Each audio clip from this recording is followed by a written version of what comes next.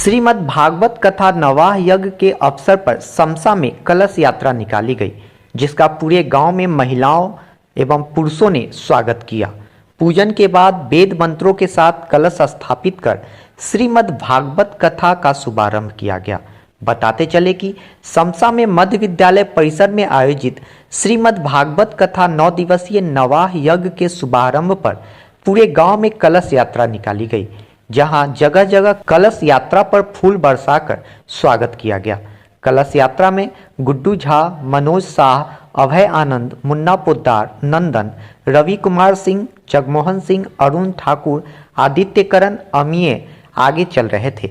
कलश यात्रा जब नवाह यज्ञ स्थल पर पहुंची तो पंडित उदय नारायण झा ने वेद मंत्रों के साथ बाबा भुवनेश्वर धाम स्थित यज्ञ स्थल पर कलश स्थापित कराया। पूरा पंडाल सीताराम सीताराम के जयकारों से गूंज उठा। इसके बाद संध्या में कथा का शुभारंभ किया गया।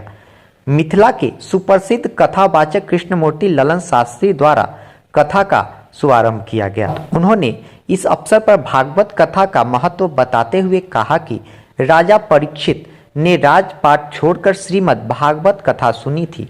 जीवन में कुछ पाने के लिए वैराग्य एवं त्याग की जरूरत पड़ती है। जन्मभूमि से बढ़कर कोई तीर्थ नहीं है, इसलिए भागवत कथा, राम कथा का आयोजन लोग अपनी जन्मभूमि पर ही कराते हैं, जिससे उन्हें दोहरा पुण्य प्राप्त होता है। एक तो गांव के लोगों को भगवान की कथा का सार मिल जाता है तथा दूसरा उनके पुरखे तर जाते हैं। जिस तरह भगवान सत्य हैं, उसी तरह अगर मनुष्य भी सत्य हो जाए तो उसके शरीर की काया भी नहीं बदल सकती है।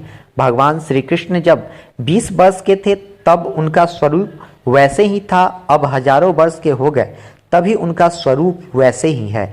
मानव के शरीर में बचपन, युवा एवं बुढ़ापा आता है, इसलिए गृह कार्य के साथ हमें भगवान की कथा भी सुननी चाहिए। रिपोर्ट नंदन कुमार, मंसूर चक्र।